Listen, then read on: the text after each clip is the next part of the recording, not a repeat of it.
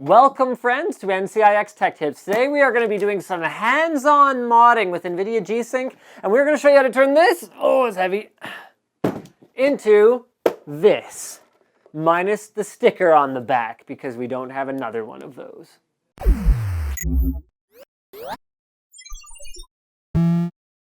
So today we are going to be doing a real-time install of a G-Sync module into an ASUS VG248Q monitor. It's super easy, and we were actually going to do this with our other introductory G-Sync video, but Wheels ironically got hit by a car, so we're going to do it for you today. That's not irony. Who scripted this? It's not ironic. It's just sad. He did actually get hit by a car that day. That was why we didn't get it done. We had a shortened filming day anyway.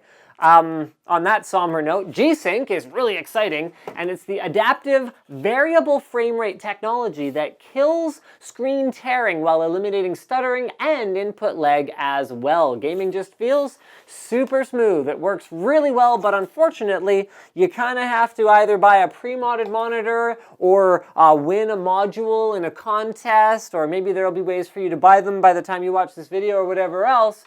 So it is a little bit expensive and or tricky at this point, but we are here to make that easier.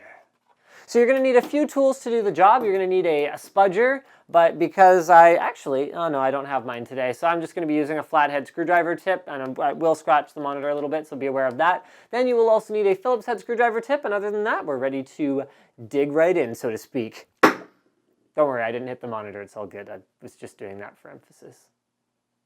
Dramatic effect. Step one is to lay the monitor down on a nice soft flat surface, and then you can usually do this with your fingernail, but you're going to want to take out the 4 little protective nubbins on the 4 screws that hold on the monitor stand. Don't worry, we will be putting these back, so worry about losing them. You don't want to lose them. There we go, 4 of those. Next up, we're going to use a standard, I think it's a number 2 Phillips head screwdriver. Yes, it is. To remove these 4 screws, because if we don't, we will break the monitor when we try to pry the front of the bezel from the back. I always recommend removing screws by first loosening them in a cross pattern and then removing the rest of them in a cross pattern. But you can see that that is clearly not what I'm doing. This is a case of watching the video on mute being a bad idea, no matter how obnoxious you are finding this voiceover. So once we've done that, we can move on to the prying part.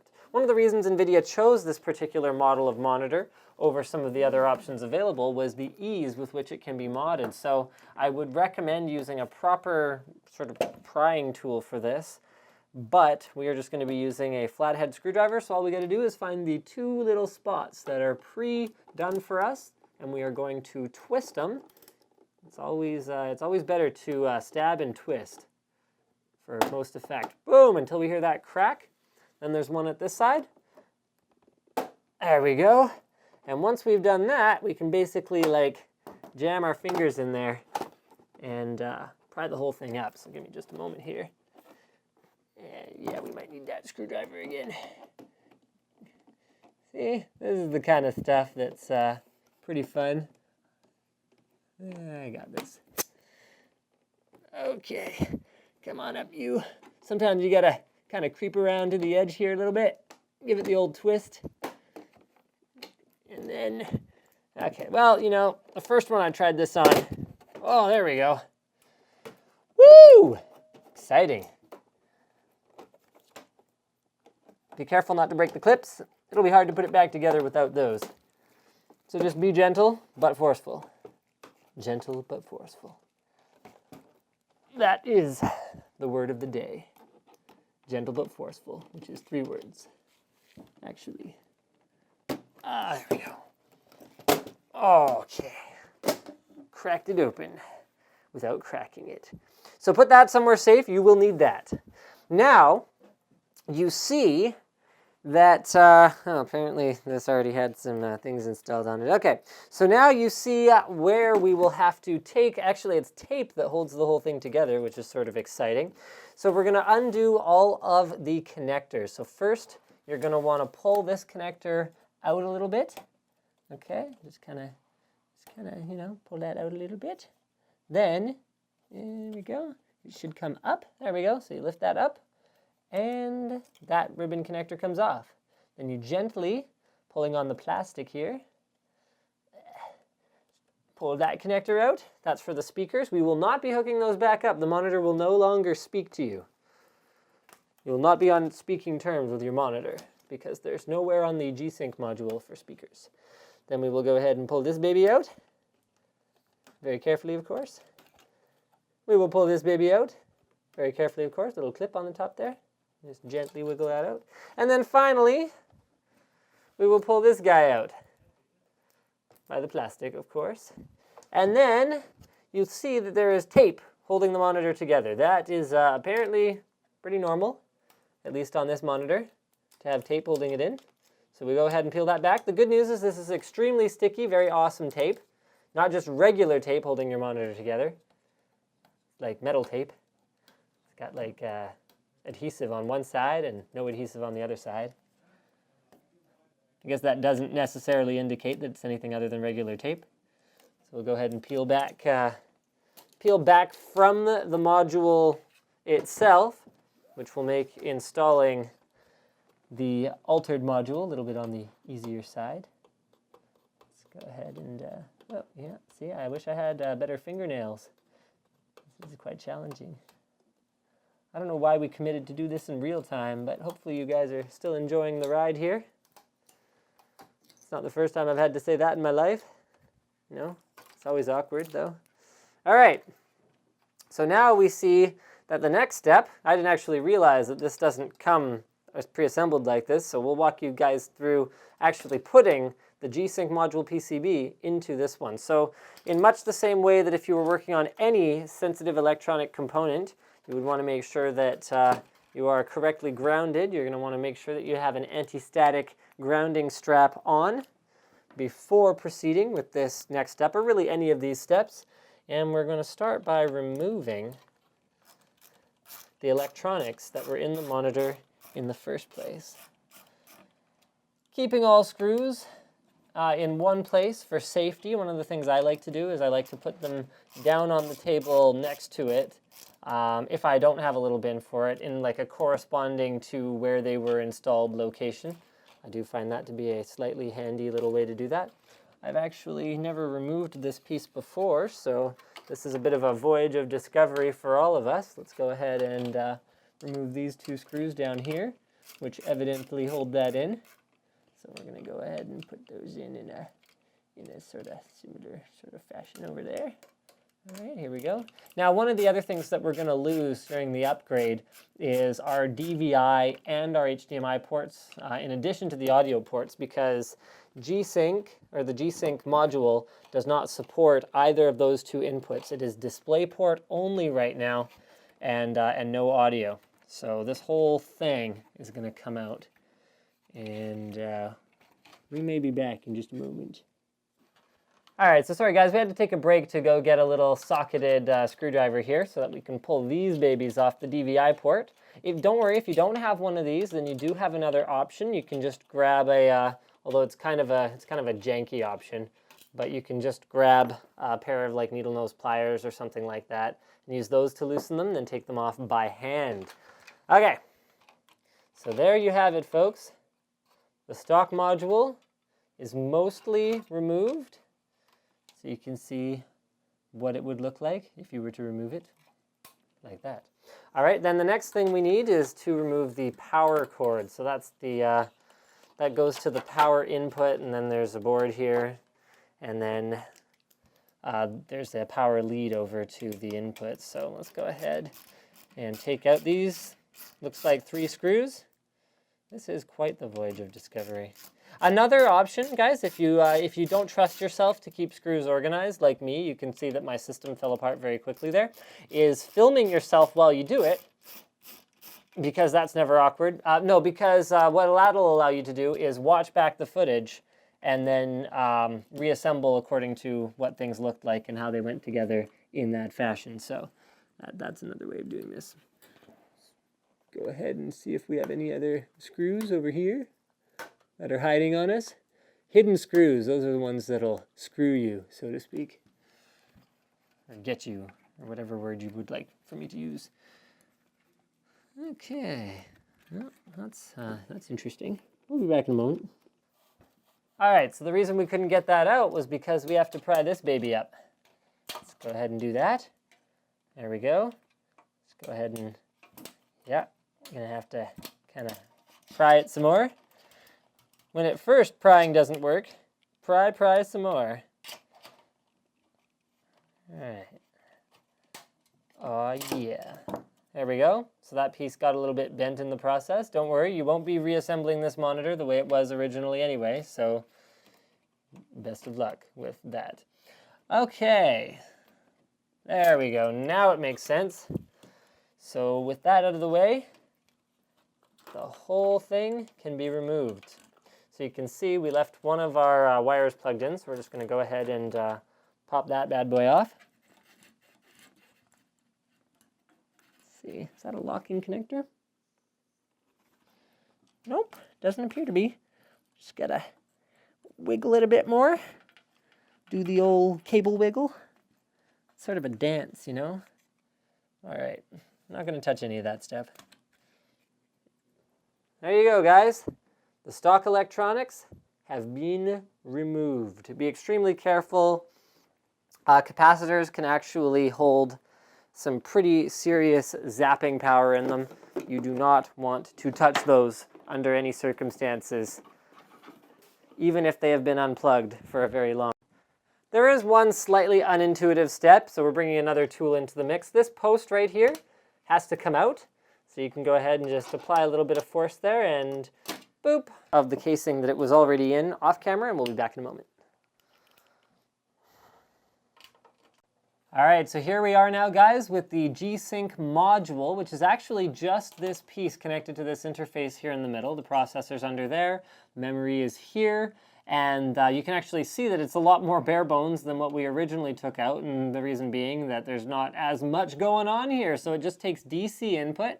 So the actual power supply is going to be external now with a brick, so there's your DC in, and then it only has DisplayPort out.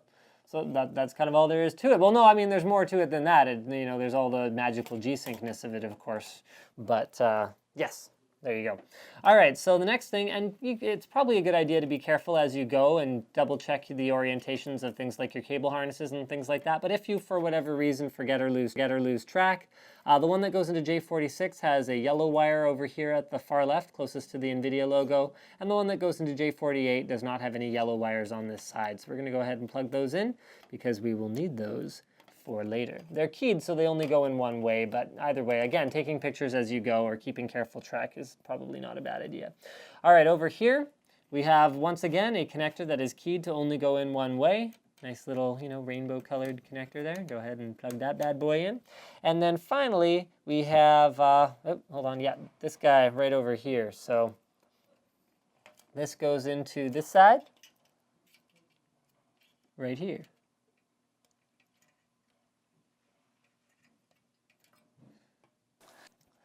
Now it's important to do a little bit of cable management at this step. Go ahead and run the wires through the places where they're going to go.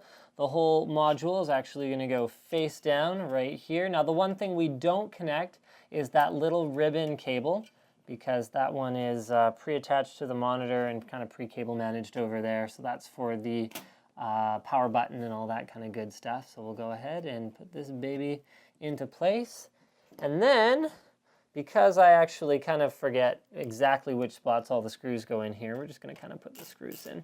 As long as it's being held in place, I'm not overly concerned here. So there we go. There's one screw there. Yeah, put another one over here. Seems like a good idea to screw things in as you go. It's like, maybe this is why we abandoned the whole Voyage of Discovery format of videos a long time ago. You guys should let us know if you like our more scripted content where we actually plan things out before we do things, or if you prefer the Voyage of Discovery where you're basically coming along for the ride as we attempt to do something that we've never done before. I mean, my whole thing coming into this was I had thought that I had done it before, but I didn't realize exactly how bare bones the manner in which NVIDIA ships these G-Sync upgrade modules was. So we discovered that, and that was the voyage of discovery part of this discovery, or voyage. Okay, we're going to put a screw into the DisplayPort port, and then that is pretty much it, guys. Now we are ready to grab the LCD panel.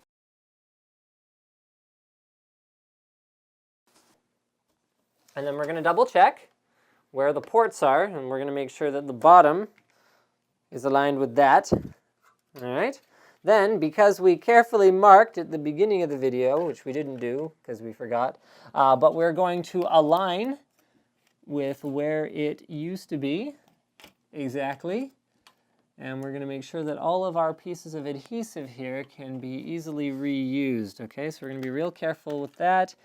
Cable management up here is not, here, hold on, I'm just going to reposition that a little bit for you guys. Cable management up here is pretty easy because there's a bent piece. So you can see that all these wires are designed to be exactly the same length as they used to be because they plug into exactly the same places in exactly the same way. The one exception being the speaker, which now doesn't go in.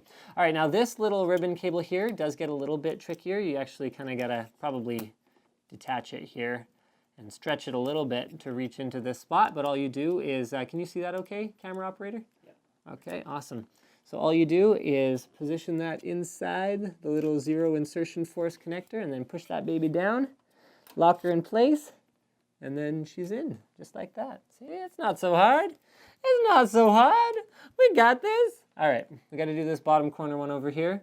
And don't forget to leave a comment letting me know if you'd like me to never talk like that ever again. I do appreciate your feedback. Thank you. And if you want me to not talk like that anymore as well, then that's fine too. Okay, let's go ahead and get this baby aligned. Now we can take that reusable adhesive. At least we hope it's reusable. It's possible that the manufacturer never really intended for people to take their monitor apart and reuse the adhesive, but we don't have new adhesive, so I guess that's the option that we're going with here. All right, let's go ahead and put this down. There we go. Put it down like a deranged chimpanzee. That is what we're doing. Oh, okay, hold on. Okay, there was one thing we missed. This thing technically went in there at some point, but we no longer have that complex AC power circuit in there anymore, so I'm not actually overly concerned about it. I would still recommend putting that in if you do have an opportunity, though. Once everything has been verified to be plugged back in, you could take this and you could use the included handy-dandy reusable tape to wire manage that somewhere, something like that, so it doesn't rattle around inside your monitor. You're pretty much ready to take this bad boy, clip her back into place. It's funny, I'm like, this bad boy, and then I'm like, clip her into place. It's like, do I know if the monitor component is a boy or a girl? I don't. But what I do know is that I need the stand for the bottom. Thank you, Jack. I appreciate your assistance in this delicate matter of monitor operation thing here. Oh, see, this is what happens. See, I have a screw, and then I went to like pick it up, and I was like, oh, where'd my bit go?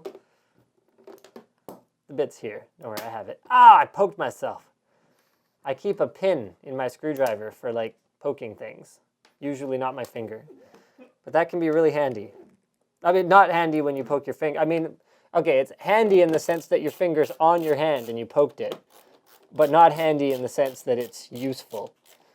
Unless you were trying to poke your finger, in which case a pin would be useful. I'm just buying time because I don't think you guys need to be told how to put 4 screws into the back of a monitor. But if you do, you might want to try applying in a clockwise direction the rotational force on the head of the screw with the threads correctly aligned so as not to cross-thread the holes, because then they will be not useful, just like the needle that poked me in the hand. Which was useful because my hand got poked, so if that was the objective, then it was useful. I mean, it wasn't my objective, but who's to say what the objective of a needle is? Does a needle have feelings? Let us know in the comments below. Putting these covers in place. I hope you guys have enjoyed this voyage of discovery. Look what I just discovered. 2 of them ended up stuck to the side of the monitor. Good thing we found those. Come off. Yes. Looks no different now. No different at all. So then I says to the guy, irony? That's not even irony!